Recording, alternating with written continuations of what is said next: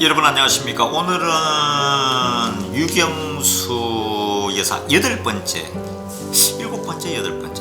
시간이라고 하네요. 일곱 번째 마지막 시간에 이 얘기했죠.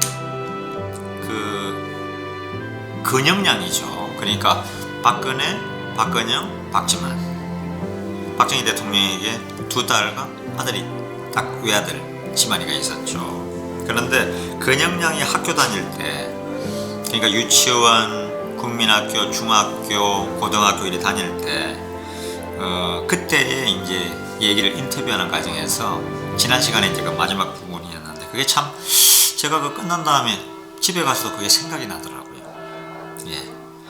어머님이 살아 계시는 동안 저는 학우들의 것을 부러워해 본 적은 많지만은 학우들이 내 것을 부러워할 만한 한 가지의 물건도 가져본 일이 없었어요. 그러니까 거의 대통령의 딸인데 학교에 가면 내가 아이들이 가지고 있는 학용품이나 뭐 도시락을 먹을 때 그 반찬이나 여러 가지 탐이 나는데, 이 대통령의 딸이 뭘 싸왔는지 보는 그 학생들은 심하게 하면 자기 것보다 못한 거예요. 서울에 왜냐면 중산층 뭐 어느 정도 이상의 분들이 다녔다 봐야죠, 그 학교를. 이러니 얼마나, 지금 어떤 분들은 그 부인이 그죠? 법인카드로 소고기 먹고 스시 먹고 그러잖아요. 이게 지사가 되고 시장 때도 이러면, 이 대통령이 되면은, 대통령 부인 퍼스트 레이디가 되면은 어떤 일이 벌어질지 저도 잘 모르겠어요. 이거는 지금의 뭐 여당 야당 대통령 그 후보들 강력한 세 분이 있잖아요, 후보로. 그죠? 그분이 어느 분이 되든 마찬가지입니다. 윤석열 후보의 부인이 영부인이 되든, 아니면 안철수 후보의 부인이 영부인이 되든, 이재명 후보의 김혜경 여사가 되든, 이건 사실은 똑같은 겁니다. 그래서는 안 되는 거죠. 지도자는 자기 걸 챙기면 안 되는 겁니다.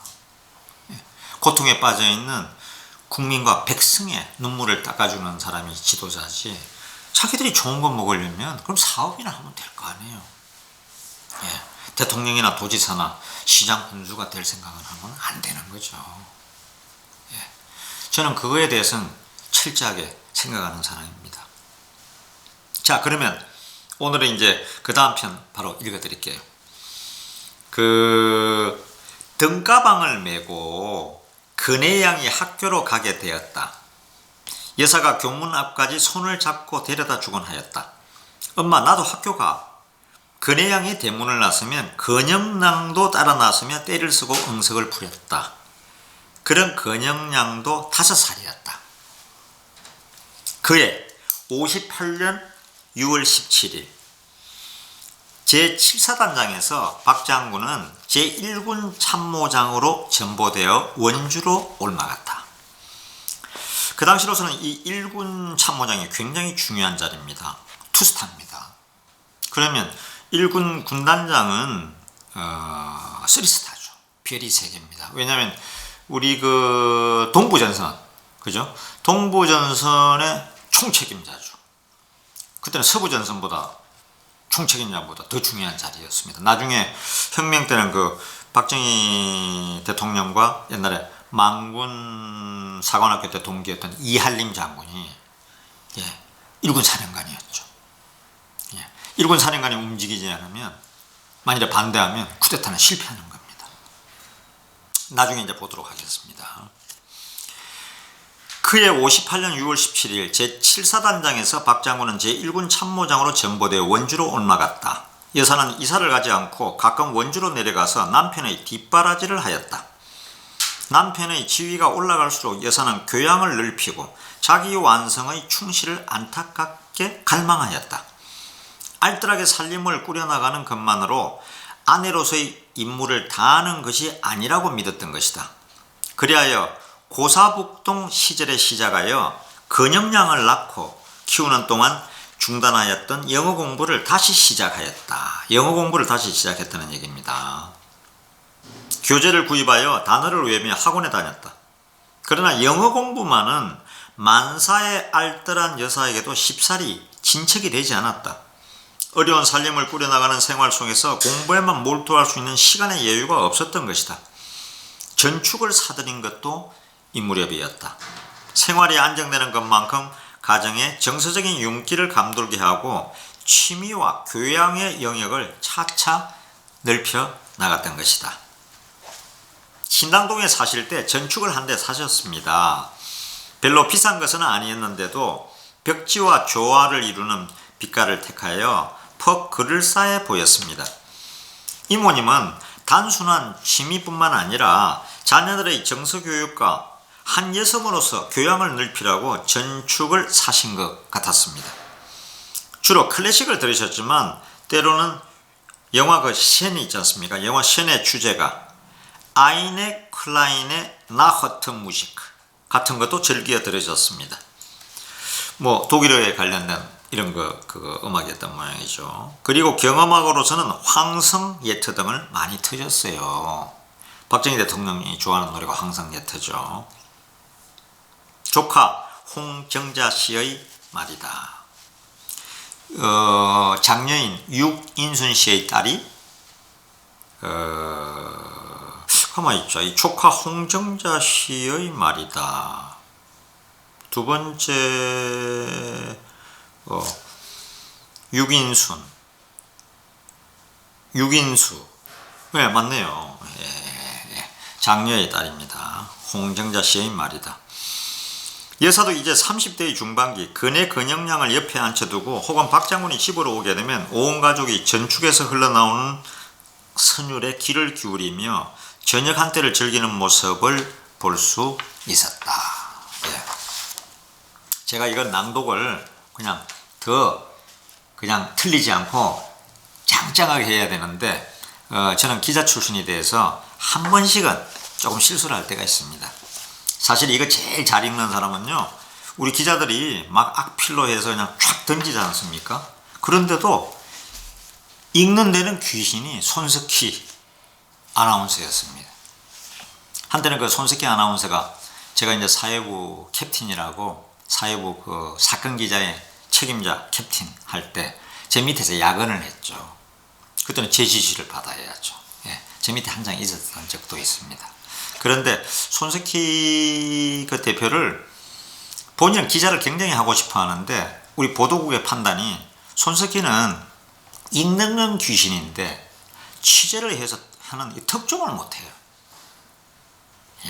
그만큼 지식이 쌓여 있고 끈기도 있어야 되고 취재하는 방법, 그 기자의 근성도 있어야 되고 그러는데 남이 써준 걸 읽는 거는 귀신같이 읽어요, 아나운서가. 그래서 아나운서 묵계지. 그러니까 차인태, 그 유명한 우리 차인태 선배도 아나운서 실장을 하셨는데 보도와 원론을 해서 넌 기자가 될 수 없다. 읽는 것만 귀신이지. 그러니까 사실은 앵카가 뭐 그렇게 지식이 뭐 딱 들어있지 않는 경우가 많거든요. 신문사도 마찬가지입니다. 논설위원들이 글 쓰는 거 보면 알잖아요. 거기서 실력이 정말 제대로 지식이 축적돼서 나오는 건지 아니면 그걸 안 하고 뭐 그냥 모양 부리려고 그러면 사람들이 깨들어보고 안 읽잖아요. 물론 제가 뭐 아나운서들을 다 그렇다는 소리는 아닙니다. 그런데 사실은 많은 대부분이 그래요. 제 경험입니다. 자, 다시 계속하겠습니다. 포천으로 인제로 원주로 줄곧 일선으로만 전전하는 박장군의 생활에 비하면 여사의 생활은 안정된 것이라 할 수 있었다.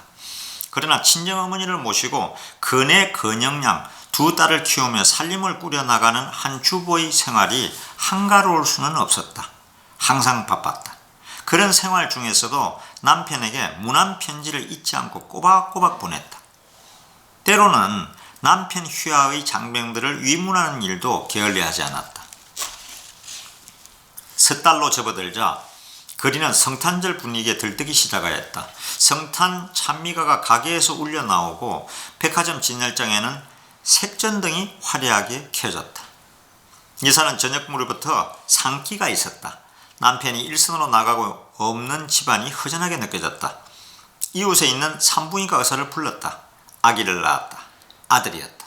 그러나 여사는 큰 곤욕을 치렀다. 여의사가 손에 잡고 있던 탯줄을 놓쳐버려 그것을 바로잡느라고 자칫 잘못하면 산모의 목숨이 위태로울 뻔했다. 탯줄을 놓쳤다는 거죠. 그죠? 다급해진 여의사는 다른 의사를 불러대어 산모를 무사하게 구해낼 수 있었다. 훗날 여사는 신비스러운 눈초리로 아기를 들여다보던 남편의 모습이 무척 기뻤다고 말하였다. 이름을 지만이라 지었다. 신당동 댁에는 아기의 우렁찬 울음소리에 울려서 가족들의 웃음소리가 그칠 날이 없었다. 그때만 해도 그 대부분 아무래도 아들 선호 사상이 있어서 여자는 아들을 마치 낳아야 의무를 다한 것처럼 이런 일들이 많았죠. 그래서 그게 안 되면 두 번째 부인도 없고 세 번째 부인도 없는 일이 그 당시는 흔했습니다. 지금은 뭐 그랬다가 다 쫓겨날 일이지만은. 다음은 마지막 디딤돌 이런 제목입니다. 59년 이제 4.19와 5.16으로 점차 빠르게 접근하고 있습니다. 59년 사회의 부조리나 부정 등 자유달 다시 제가 조금 쉽네요. 59년 사회의 부조리나 부정 등 자유당 말기 현상이 만만한 가운데 이게 미만한 가운데 일이 돼 있네요. 이거는 이제 자유당 말기 현상이 벌써 나오기 시작했다는 얘기가 되겠습니다. 1945년에 해방이 되고 48년에 우리 정부가 출입되고 거의 10년을 이승만 대통령이 계속하고 있었죠. 초대 대통령. 어두운 50년대 말의 마지막 한 해를 맞이하였다. 회갑을 지낸 이경영 여사는 신당동 집에서 외손녀와 외손자의 재롱 속에 날을 보내고 있었다. 이경영 여사는 이제 나이만 63세. 유 여사는 노령에 접어든 친정어머니를 알뜰하게 모시고 건강을 보살펴드리는 것이 일과의 중요한 부분이 되었다. 여사는 틈이 날 때마다 어머니를 즐겁게 해드리라고 애를 썼다. 어머니, 올해 앵두 난키에 열매가 열릴까요? 창밖에 있는 앵두나무를 가리키며 어머니에게 말하는 것이었다. 난키는 이경영 여사가 항용 사용하는 나무라는 말의 사투리다. 충청도 사투리가 난키라고 했던 모양입니다. 나무를. 그래서 일부러 어머니를 웃겨드리려고 어머니를 이제 되도록이면 유영수 여사가 신경을 많이 쓰니까 웃기려고 이제 그런 거죠. 여사는 어머니의 사투리를 흉내내 보는 것이었다. 그럼 열매가 난키에 안 열리고 어디에 열리냐? 이경영 여사의 대답에 모두 한바탕 웃곤 하였다. 이와 같은 여사의 태도는 훗날 청와대에서도 한결같았다. 어머니, 되길 안 가보시겠어요? 여사가 방독을 앞두고 어머니를 즐겁게 해드리기 위한 농담이었다. 되길은 독일의 사투리 발음이었다. 이 충청도도 옛날에 사투리가 아주 심했군요. 이경영 여사는 빙글빙글 웃으며 대답했다. 왜? 내 사투리 듣고 싶어 그래? 그래서 가족들은 또 한바탕 즐겁게 웃었다. 역시 청와대에서의 일이었다. 이경영 여사가 전화를 받으면 여사가 다가와서 웃기는 것이었다. 어머니, 혹시 사투리를 많이 쓰셔서 잘못 걸린 줄 알고 저쪽에서 전화를 끊자고 하지 않던가요? 사투리를 너무 많이 쓰니까 저쪽에서 전화 잘못했나 하고 끊어버리려고 하지 않던가요? 하고 이제 어머니를 웃기는 겁니다. 남편에 대한 배려와는 다른 뜻에서 어머니에 대하여서도 걱정스러운 일은 한 가지도 말씀드리지 않으려는 것이 여사의 생활이었다. 이와 같은 생활 신조를 이경영 여사를 모시는 동안 여사는 철저하게 지켰다. 혼자 해결할 수 있는 일은 혼자 해결하고 가정 안의 근심스러운 일은 나 혼자만으로 족하다. 남편이나 어머니를 괴롭혀서는 안 된다. 이것이 여사의 신념이었다. 7월 1일부로 박 장군은 제1군 참모장에서 영등포에 있는 제6강구 사령관으로 전보되었다. 과거에는 그 영등포에 육강구가 있었습니다. 육강구 사령부에, 그러니까 이제 서울 가장 가까이 있는 이 사령부인데 투스타였습니다. 이때는 수도경비사령부는 아직 만들어지기 전입니다. 육강구 사령관이 있었습니다. 객지에서 생활하던 박 장군이 아침 저녁 집에서 출퇴근을 하였다. 유교사는 더욱 오붓한 가정적인 분위기 속에서 자녀들의 교육과 집수리에 골몰하였다. 비록 59년이 정치적으로 여야 대립이 극심하고 소란하며 사회적으로는 불안한 한 해였지만 신당동에서는 60년으로 건너가는 마지막 안정된 조그만 디딤돌과 같은 해였다. 10월에 박 장군은 자유중국을 시찰하고 돌아왔다. 미국 유학 이래 첫 해외여행이었다. 점차 지금 5.16으로 가까이 가고 있습니다. 이제 4.19 얘기가 되겠습니다. 역사의 소용돌이 속에서 1960년 새로운 연대의 새날이 밝았다. 지난 섣달에 도를 지난 지만군이 걸음마를 익히고 재롱을 피우는 나이에 접어들었다.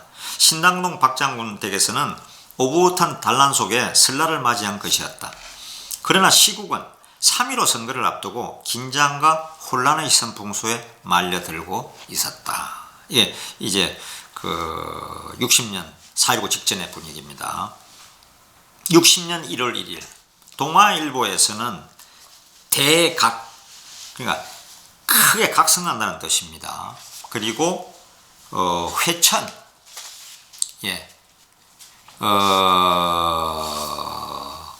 회천이란 말은 하늘로 돌아간다는 뜻이겠죠. 회천의 새라는 제하의 긴 사설로서 자유당 위정자와 국민의 각성을 촉구하였다. 이때 우리 경제력은 아주 너무나 비참했죠. 1인당 GNP가 한 60불 수준이었습니다. 그러니까 지금 3만 몇천 불 아닙니까? 그러니까 단돈 60불이에요. 그러니까 1인당 GNP가. 그때는 우리가 베트남보다도 못 살았죠. 베트남이 우리보다 한 3배는 더 잘 살았죠. 그런 시절이었습니다. 전 세계에서 꼴찌에서 3번째 정도 나라였습니다. 설마나 부질없는 희망과 기대를 간직한 보람도 없이 기해년도 쏘가 살아온 가운데 으름으름 보내고 국민들이 쏘가 살아왔다는 것입니다. 또다시 행여나하고 어렴풋한 미련과 집념을 가지면서 경자년이라는 또 하나의 새해를 맞는다. 이 앞날, 어두운 날들이라는 겁니다. 이 앞날의 장막을 제거하고 탈로를 개척하는 거국적 분발과 거족적 노력이 없을 수 없다. 올해는 선거의 해다. 이사파동 따위의 민주 반역적이며 위헌적인 과오는 두 번 다시 되풀이돼서는 안 된다. 만약 또 그런 치욕의 위헌사를 반복하는 경우가 앞으로 생긴다면 그때야말로 이 나라의 헌정은 그 형상조차 어느 시기까지 사라지고 말는지 모른다. 그 다음에 이제 동아일보가 민족의 정론지라 그랬죠. 최고의 부수를 자랑하고요. 이게 60년 1월 1일에 동아일보 기사입니다. 이와 같은 분위기 속에 박 장군은 육군 군수기지 사령관으로 전보되어 부산으로 내려가게 되었다. 또 발령입니다. 1년에 두세 차례인데 부산에 있던 육군 군수기지 사령관, 박 장군이 육군 군수기지 사령관으로 된 것은 이걸 이제 군수물자를 다 조달하고 전방에 쌀 먹을 거 다 탄약 이런 걸 주는데 하도 빼돌리고 그 사병 장교 장군 없이 그걸 빼돌려 가지고 팔아서 그때 군인들 봉급이 형편없다고 하지만은 부정이 너무 심해서 밖에서 그거 다 원조 오는 걸 팔아 가지고 챙긴 거죠. 그래야 집도 늘리고 차도 사고 땅도 사고 그렇게 됐던 겁니다. 지금은 이북이 그러잖아요. 김정은 옆에 있는 사람만 땅도 사고 차도 사고 양주도 마시고 어디 해외도 한번 나가보고 이러죠. 나머지 인민들이 그런 게 있습니까? 그래서 압록강 얼음물을 헤치면서 단동으로 탈출하는 거죠. 저도 초기에 압록강 쪽에 단동에 한 2번 취재 겸 여행을 갔거든요.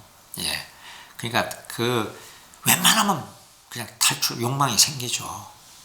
특히 겨울에. 여름에는 이제 근데 감시는 아주 심하더라고요. 저 쳐다보면 북한군 인민군들이 그냥 왔다 갔다 하고 있죠. 그런데 이제 요즘은 많이 탈출이 가능한 것은 거기도 이제 돈을 찔러주니까 뇌물을 주고 그 사람들을 삶아가지고 뭐 북한에서 지금 돈 준다 그러면 안 되는 게 없잖아요. 그런 상황입니다. 그럴 때 이제 부산의 군수기지 사령관이 됐던 겁니다. 전국은 날로 긴박감을 더해가고 민심은 소란해졌다. 2월 4일 자유당 대통령 입후보 이승만, 부통령 입후보 이규붕, 중앙선거관리인에 등록을 했습니다. 2월 7일에 민주당은 대통령 입후보로 조병옥 박사, 부통령 입후보로 장명이 중앙선관위에 등록을 했습니다. 그런데 2월 15일 날 조병옥 박사가 돌아가셨습니다. 유세 중에 제가 알기로 아마 열차 안에서 돌아가셨을 거예요. 그러니까 대통령 후보가 등록을 했다가 한 8, 9일 만에 그냥 돌아가신 거예요. 그래서 25일 날 조병옥 박사 국민장을 지내고 그 다음에 그 민주당 부통령 입후보자만 이제 대구에 유세를 하는 거죠. 부정선거를 규탄하는 학생 데모를 하고 선거를 대통령 후보를 그러니까 포기한 거죠. 그래서 3월 15일 날 선거를 했습니다.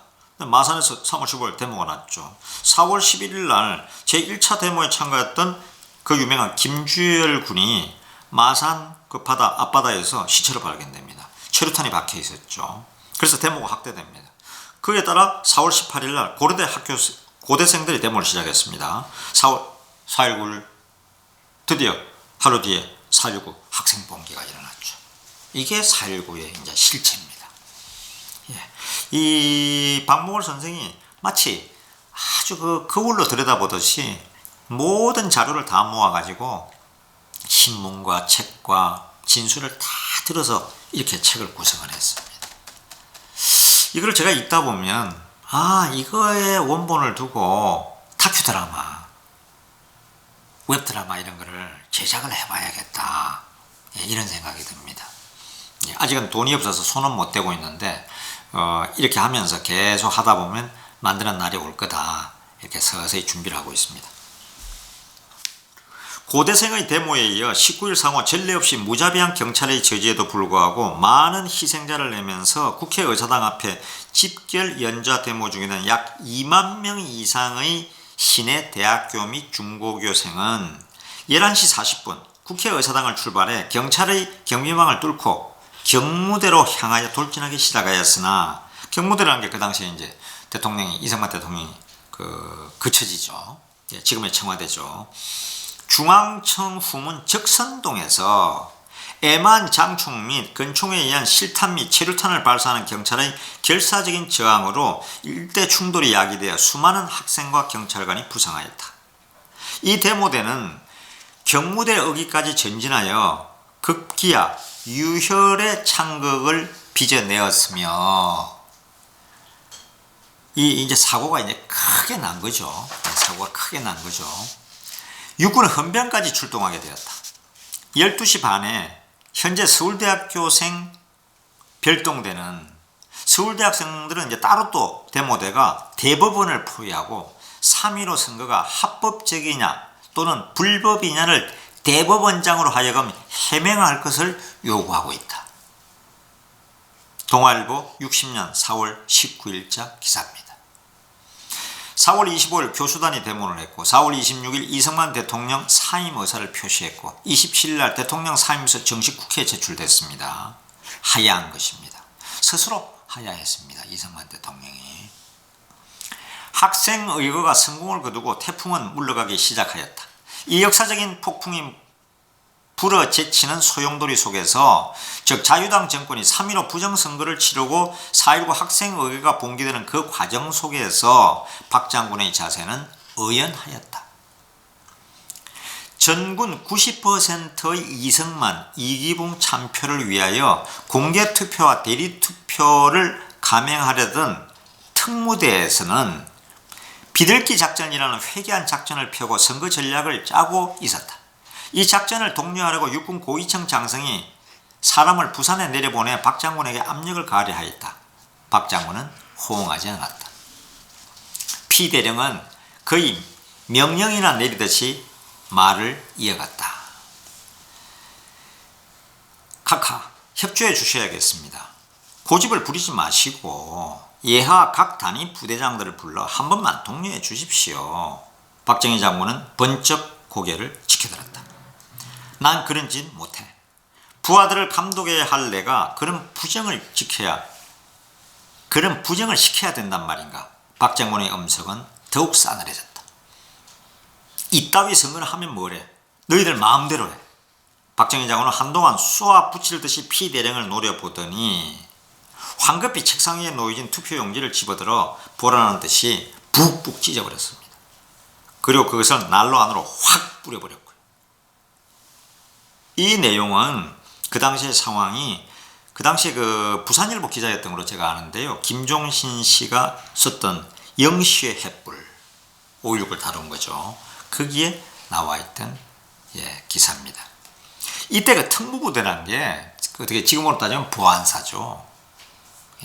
전두환 소장 보안사령관이 박정희 시해 사건 뒤에 바로 대통령이 되지 않습니까? 여러 가지 과정을 거쳐서. 보안사라 그러면 보안사 대령이 뭐 투수다 좀 우습게 알죠. 심하게 하면 대통령의 사람들이니까. 이런 시대를 표현한 겁니다. 정말 이런다고 하는 것은 그냥 군복 벗을 가고 감옥에 갈 각오가 없다면 이렇게 대응을 못하죠. 신문기자가 당시의 상황을 기록한 한 장면이다. 피대령은 부산지구 군의 선거 독차를 맡고 있던 기세등등하던 자이다. 그 무렵이었다. 여사가 부산에 내려왔다. 숙소로 돌아온 박 장군이 군복을 벗으며 혼잣말 비슷하게 군복을 벗어버리면 그때는 빈대떡 장사나 할까? 내가 전역을 당하겠구나. 각오를 한 거죠. 그걸 가만히 두겠습니까 누가? 이렇게 중얼거리니까 여사는 아무 거리낌 없이 박 장군의 말을 받았다. 군대를 그만두시면 빈대떡 장사 아니라 무엇이든 못하겠어요. 군복 소매를 뽑다 말고 박 장군은 여사를 돌아보며 믿음 미소를 보여주었다. 남편의 뜻이라면 무엇이든 순종하겠다는 아내의 신뢰와 애정이 부정선거에 시달린 박 장군의 마음에 깊이 울렸기 때문이다. 참 이런 거 보면 말이죠. 이걸 처지를 한번 바꿔놓고 생각해 보십시오. 내가 배운 건 그냥 군인인데 자, 별 2개 달았어. 이제 그만둬. 그럼 그 부인들이 대부분 뭐라 그럽니까? 100명 중에 99명이 얘들 학교는요. 당신 그만두면 뭐 할 거예요? 당신 잘하는 게 군인밖에 없잖아. 그럼 우린 뭐 먹고 살아요? 이게 10명 중에 9명이 하는 소리인데 각오를 한 거죠. 같이. 참 너무나 대단한 분이다 이런 생각을 합니다. 저도 제 집을 바꿔놓고 생각해 보면 이게 정말 힘든 일이다 하는 생각이 듭니다. 드디어 4.19 학생의가 일어났다. 이 역사적인 거창한 소용돌이 속에서도 6.25의 일상에는 변함이 없었다. 이모님은 한시도 쉴 줄을 모르셨다. 마루나 방의 먼지를 털고 닦아야 했으며 옷을 매만지고 화분을 손보고 그것이 당신의 몸에 배어 있었다. 가정부가 없는 걸 당연한 것으로 알고 모든 일을 손수하였다. 조카가 말해주는 여사의 생활이었다. 이때 웬만한 집들은 다 그 가정부 두고 있었거든요. 식모라 그래가지고 월급도 안 주고요. 그냥 밥만 먹여주면 너무 가난한 시대가 돼서 밥만 먹여주면 그렇게 오겠다는 사람이 줄을 서고 있었죠. 저희 집도 뭐 그렇게 큰 부자는 아니지만 당연히 가정부가 있었죠. 밥만 하루 3끼 밥만 먹여주고 그 다음에 이제 좀 도와주는 게 주로 젊은 처자들이 와서 있으니까 결혼할 때 결혼시켜주고 이런 거죠. 이지락 대표가 커피를 한 모금 하는 것 같아서 저도 목이 말라서 한 모금 했습니다. 이상수 PD도 커피 한잔 하지. 오늘 사무실에서 지금 녹음을 하고 있거든요.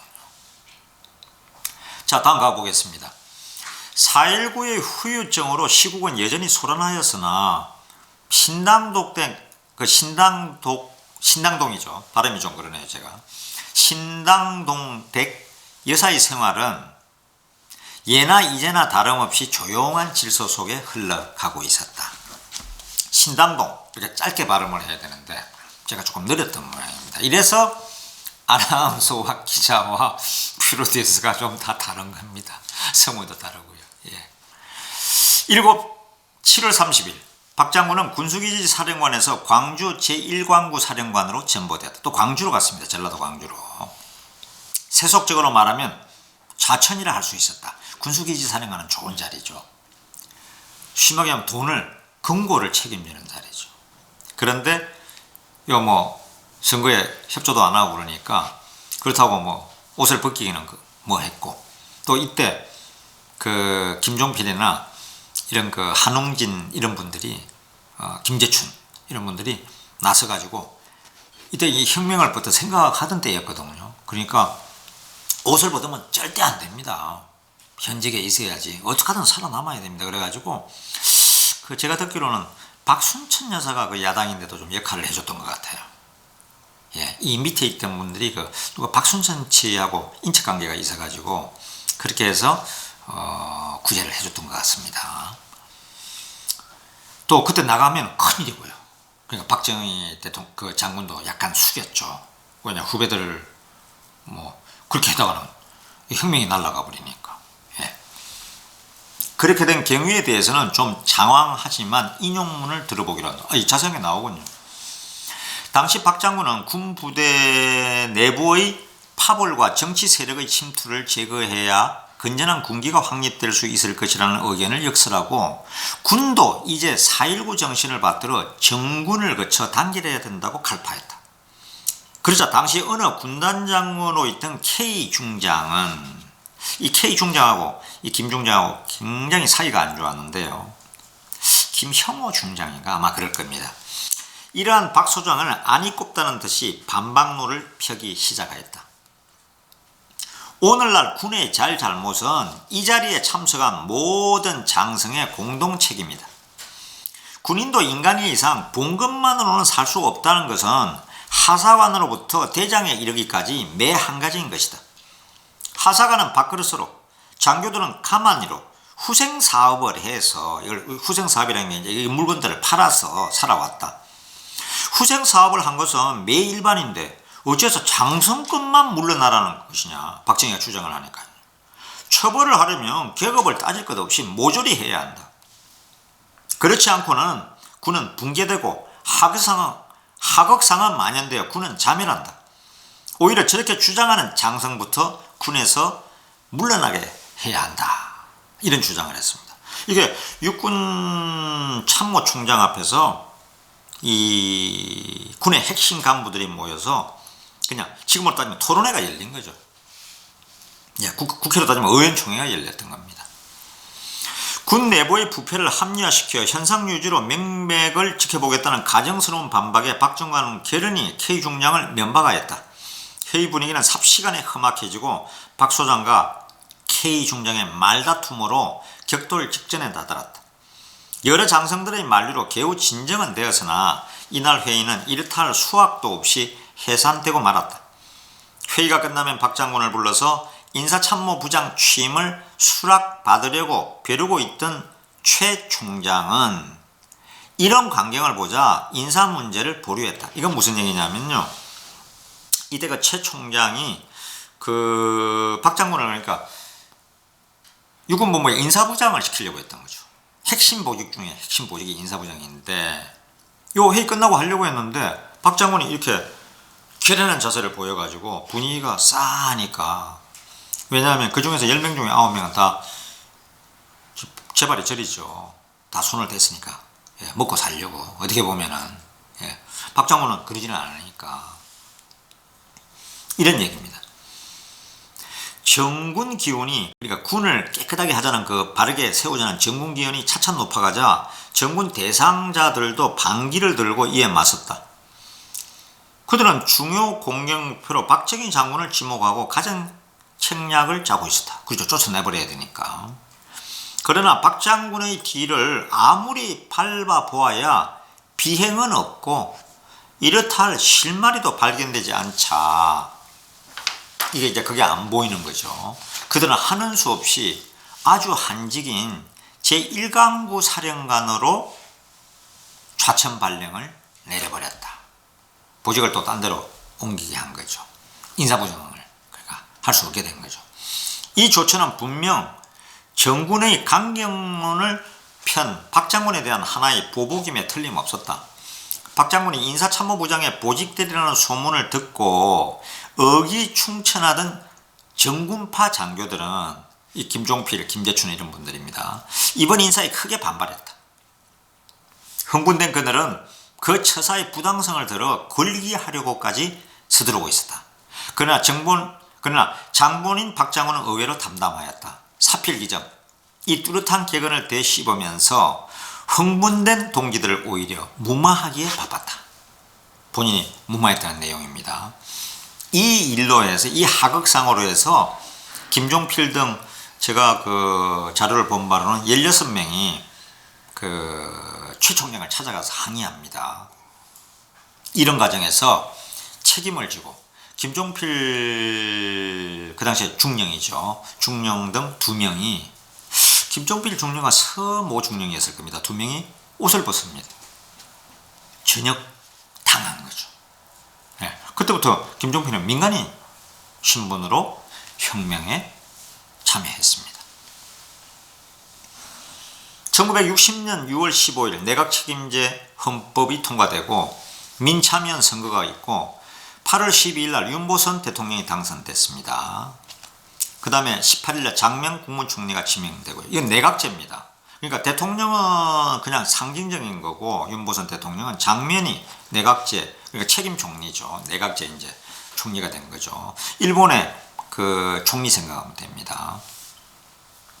8월 19일 날 국회 인준을 획득하고 제1차 내각을 구성하고 제2차 내각을 구성해서 시국은 종잡을 수 없이 급변을 거듭하여 전개되었으나 위정자는 정치적 부패와 파쟁, 경제적 혼란과 부정, 행정적인 무능, 사회 혼란 등으로 극도의 혼란상을 빚어내고 있었다. 이게 이제 그 민주당 정권 얘기입니다.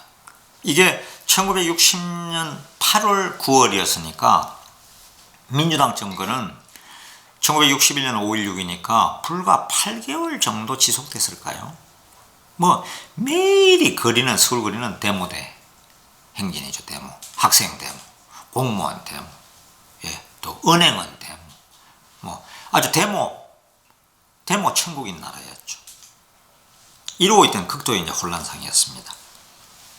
이럴 때 9월 3일 박장훈은 육군본부 작전참모부장으로 전보되어 서울로 올라오게 됐다. 중요한 자리죠. 작전참모부장이니까요. 말하자면 영전이라 할 수 있었다. 이제 민주당 정권이 됐으니까. 임기가 자주 바뀌고 그 기복이 심한 것은 군 부대의 불안정 상태가 극심함을 뜻하는 것이었다. 그러므로 영전되건 자천되건 마음이 편할 리 없었다. 소용돌이 치는 태풍의 눈을 응시하며 육본으로 나가고 있었다. 시대가 이런 시대였습니다. 이 무렵이었다. 박장군은 일주일에 한 차례쯤 가족들을 불고기집으로 데려가곤 하였다. 신당동 집의 생활로서는 불고기집에 가는 일이 엄청나게 호화로운 회식이라 할 수 있다. 그러므로 아버지의 괴로운 심정을 이해할 수 없는 어린 근혜양이나 근영양에게는 그것이 즐거운 추억으로 남아있게 된다. 아버지는 일주일에 한 차례쯤 온 가족을 데리고 불고기 집으로 가서 불고기 회식을 열어주셨어요. 그래서 우리는 주말을 무척 기다렸고 그날을 불고기 집에 가는 날로 알고 주말이 가까워지면 즐거워했어요. 근혜양의 추억답니다. 예, 이런 그 60년대 시절만 해도 저는 서울에 한 65, 6년에 이렇게 이제 중학교 20대면 올라왔는데 그때도 보면은 가정집에서 불고기 뭐 회식을 한다. 예, 이거는 가정집에서 소고기국을 끓여 먹는다. 보통 중산층으로서는 이거는 그냥 중산층 얘기입니다. 그 추석에는 이제 구정이 돼야죠. 아니면은 뭐 아버님 생일이든지 할아버님 생일이든지 회갑년이 있거나 이럴 때 고기를 먹었거든요. 예. 그래서 저도 가만히 생각해 보면 옛날에 제 기억에 많이 남는 게 퇴계로의 그 진고개라고 있었습니다. 퇴계로의 진고개, 진고개 신사 이런 노래도 있었고요. 그게 불고기집이 유명했고요. 제 형이 그 당시는 서울대병원에 이제 계셨는데 그 어머니나 아버지가 이제 올라오시고 하면 저희도 이제 한 번씩 아예 저희 집은 그 누나가 가서 제 기억에 징기스칸 판을 사왔어요. 그 구멍이 톡톡톡톡 해가지고 노란 그 황금색 거기다가 이제 고기를 재서 설탕도 넣고 해가지고 이렇게 하면은 그냥 군침이 돌죠. 예, 그래가지고 이게 이제 솔솔 그 냄새가 나면은 어떤 집은요 이웃집에 미안하다고 그 대문을 닫았어요. 왜냐 그 냄새가 풍겨가지고 저 집에 고기 먹는구나 이런 걸 아니까요. 예, 그리고 그런 시대였습니다. 또 제 기억에 그 제가 이제 고향이 저 사천 삼천포 쪽인데 그 저만 이제 막내가 돼서 오남 일녀 중 막내가 돼서 어머니 아버지 그다음에 일하는 분하고 뭐 이 집에 있었어요. 막내라고 이제 저를 그 국민학교 제가 4학년 때까지 그래서 그 고향에 다녔는데 그 형님들은 전부 다 부산이나 서울에 있었거든요. 그러니까 이제 방학 때 되면 이제 형님들이나 누나가 오는 거예요. 그럼 우리 아버님이나 이제 어머니가 그 준비를 해요. 지금 이렇게. 그리고 이제 그 어시장 가서는 그 뭐 굴비도 사고 이제 그때는 굴비는 게 비싼 생선입니다. 이 뭐 도루묵 그다음에 뭐 정갱어 이건 고기도 안 해요 그때는. 쥐포, 쥐치 이런 건 고기도 아니고 고급 고기는 이제 뭐 조기, 굴비 이런 거였죠. 그리고 이제 그 시장터에서 큰 소 머리 같은 걸 하나 사요. 큰 걸 사서 그러면 이제 그게 큰 그 솥에 가만히 솥에다가 이제 계속 삶는 거예요. 그러면 이제 나는 그거를 이제 좀 먹고 싶은데 그 어머니가 그걸 먹게 해줍니까? 왜냐하면 내일 모레 이제 형님하고들이 와야 이제 먹는 회식을 하는 거예요. 예. 그래서 그 냄새 나가는 게 또 저 우리 어머니도 미안한지 대문을 항상 닫아놓고 있는 거예요. 그 집에 와서 이제 형님들이랑 다 모였을 때 이제 마루에 걸터 앉아서 이걸 이제 잘라도 먹고 국도 먹고 할 때는 아예 문을 잠그고 미안하다고 그런 그 추억이 날 정도로 참으로 어려운 시대였는데 이제 오늘 얘기는 이 정도에서 끝내고요. 왜 끝내냐면 이제부터는 이제 이게 이제 그 이제 5.16으로 바로 가는 그날의 얘기. 이 다음 얘기는 5.16 전날과 그 5.16의 얘기. 그 긴박했던 순간으로 우리가 들어가게 됩니다. 그래서 이 퍼스트 레이디 유경수를 제작할 때는 제가 다음번에 얘기할 그 5.16 그 전날과 그날, 예, 그 24시간은 정말 피를 말리는 혁명은 성공하면 이게 정말 혁명으로 그 인정을 받는데 실패한 혁명은 뭐 처단되는 거죠. 그죠? 형량의 이슬로 사라지는 거죠. 그거는 뭐 고구려, 신라, 백제, 고려, 조선 뭐 어느 역사나 마찬가지죠. 그죠? 나폴레옹도 나중에 결국은 엘바 섬에서 귀양 가서 그냥 외롭게 거기서 생을 마감하지 않습니까? 그러니까 혁명은 사실은 목숨을 내놓고 하는 게 혁명입니다. 이 찢어지게 가난한 이 나라를 정말 초급 목표로 사는 이 나라를 한번 내가 바꿔보겠다는 이런 결심하에서 박정희를 중심으로 한 그 군부 세력들이 그 당시 최고의 엘리트들이죠. 이 중에 유학파도 너무 많고요. 이분들이 나서서 국가를 한번 어떻게든 살려보겠다. 내 목숨 걸고.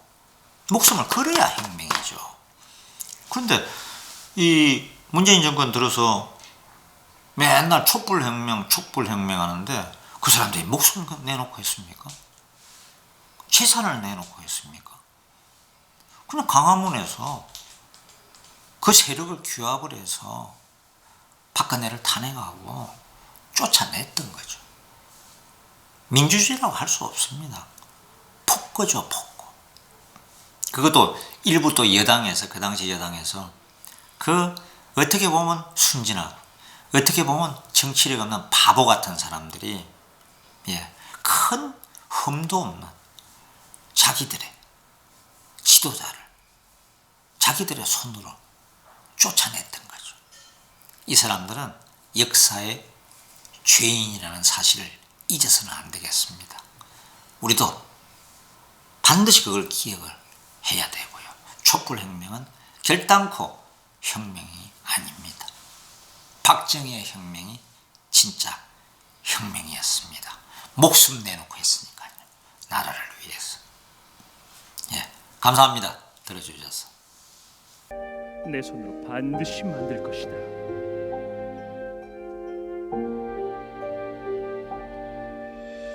폭풍 세월의 기로에 서서 비바람 고통 속에 맞서야 하나. 가난과 절망을 다 이겨내고 나의 꿈을 이룰 수는 없는 걸까.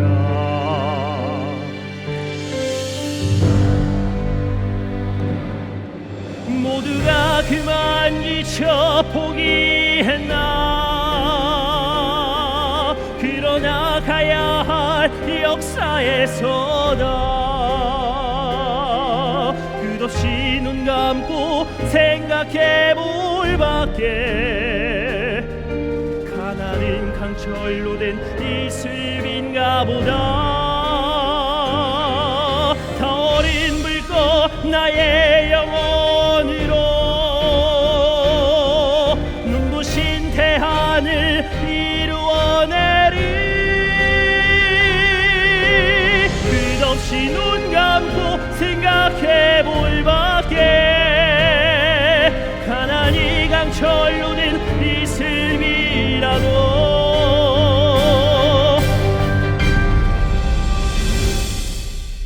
내 영혼을 불태우리라.